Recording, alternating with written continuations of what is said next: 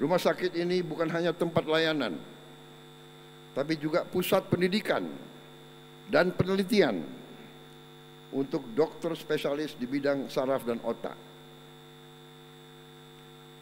Saya punya suatu kebanggaan khusus karena kebetulan saya sempat kenal dengan Profesor Dr. Mahar Marjono. Saya sempat jadi pasien sebentar lah, namanya tentara, pernah kecelakaan beberapa kali, jadi sempat otak saya pun diperiksa oleh beliau, diketok-ketok di sini dan di sana. Saya kenal Profesor Mahar Marjono dan waktu itu saya ingin katakan kepada generasi penerus, Profesor Mahar Marjono waktu mudanya adalah pejuang, ikut angkat senjata. Karena dulu fakultas kedokteran di mana-mana terdiri dari anak-anak yang paling pinter di Republik ini, dan banyak di antara mereka yang akhirnya jadi pemimpin pejuang di lapangan. Angkatan 45 banyak sekali dokter yang memimpin, bahkan yang menjadi jenderal, dokter medis, medical doctor. Kita mengenang Jenderal Ibnu Sutowo, kita mengenang Jenderal Eri Sudewo, Rektor Airlangga, kemudian Jenderal Sarif Taib, Rektor UI, kemudian Menteri Pendidikan. Mereka semua pejuang. Mahar Marjono juga sangat terkenal, dan juga beliau Rektor UI, dan sangat terkenal kalau mahasiswa UI nakal-nakal, demo-demo lawan pemerintah, tentara mau nangkep masuk ke kampus, yang berdiri di pintu gerbang adalah Profesor Mahar Marjono. Begitu tentara lihat Mahar Marjono nggak berani masuk, saking hormatnya sama beliau. Hebatnya waktu itu Profesor Mahar Marjono dikenal sering kritik pemerintah, tapi at the same time beliau juga dokter pribadinya Pak Harto. Itulah seni ya zaman itu, bagaimana bisa berperan. Saya sebagai tokoh intelektual, tapi saya sebagai dokter. Jadi saya ingat sekali tentang ini, makanya saya terkesan dan saya hari ini sangat bangga. Saya tadi keliling, saya melihat rumah sakit ini sekarang sudah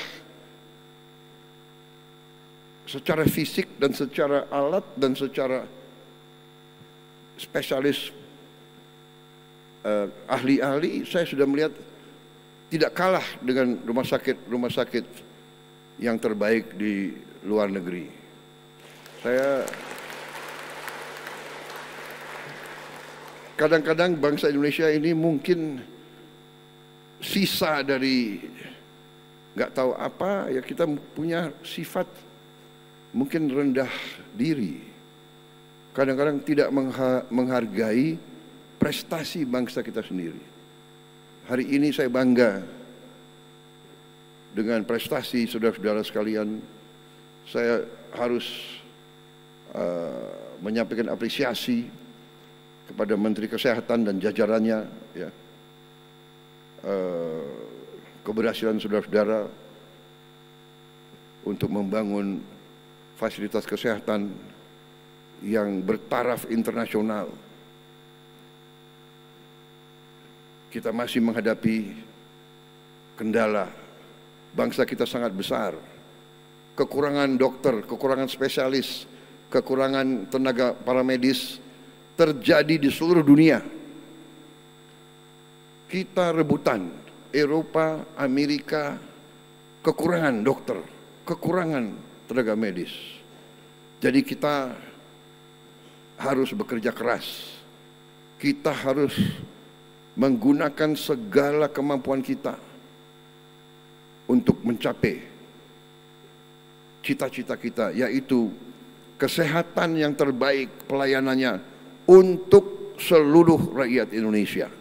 Karena kesehatan dan pendidikan adalah bagian dari kesejahteraan.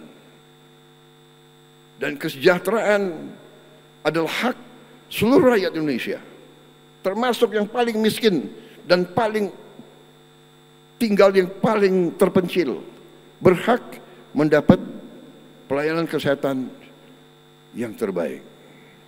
Dan pendidikan dan kesehatan adalah wujud dari demokrasi yang sebenarnya.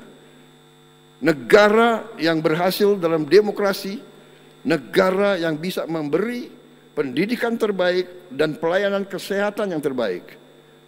Pendidikan dan kesehatan adalah alat demokratisasi.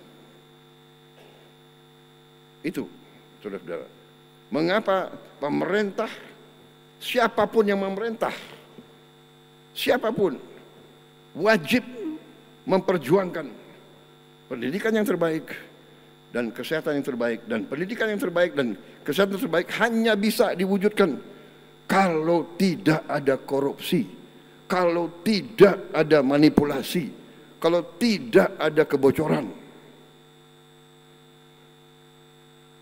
Setiap rupiah yang membeli alat-alat yang terbaik di dunia harus sampai ke rakyat. Dan tidak boleh ada yang merasa di atas golongan lain. Saya terima kasih para dokter, para spesialis, para profesor, pengabdianmu, jerih payahmu, kesetiaanmu kepada negara dan bangsa. Mungkin kalau kau diiming-iming untuk keluar negeri, mungkin Anda juga bisa dapat gaji yang jauh lebih besar. Tapi saudara-saudara, terus berbakti kepada negara kita. Atas nama negara dan bangsa saya ucapkan terima kasih kepada saudara. Saya menginginkan, karena saya dapat laporan kita kekurangan 70.000 dokter spesialis. 70.000.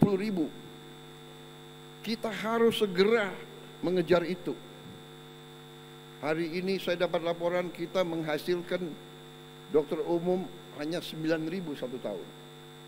Oh, sudah 12.000. 12.000 satu tahun dokter umum. Dokter spesialis 2.700. Jadi kalau kita mengharapkan mengisi 70.000 dokter spesialis, kita harus nunggu 35 tahun. 35 tahun baru terisi 70.000 yang sekarang sudah nggak ada. Jadi kita harus berupaya. Kita harus berupaya dengan langkah-langkah yang tidak bisa langkah normatif. Mengejar pembangunan Indonesia, mengejar kesejahteraan Indonesia, tidak bisa business as usual, tidak bisa. We have to work harder. We have to do our best, saudara. Makanya saya ini sebetulnya ya ada kasihan juga sama menteri-menteri saya itu. Karena di kabinet merah putih itu kata mereka nggak ada hari merah di kalender kita. We work 7 days a week. Tapi saya akan beri saudara-saudara cukup waktu untuk istirahat. Karena yang kita butuh dari saudara adalah leadership, management, and the best decision. Best decision berarti saudara harus dalam keadaan segar. Apalagi kalau dokternya nggak segar, nanti operasinya nggak bagus. Jadi dokter-dokter juga harus cukup istirahat. Saya titip sama saudara-saudara, ya. Ketua rumah sakit, dokter-dokternya harus diberi cukup istirahat. Jelajahi cara baru mendapatkan informasi. Download Metro TV Extend sekarang.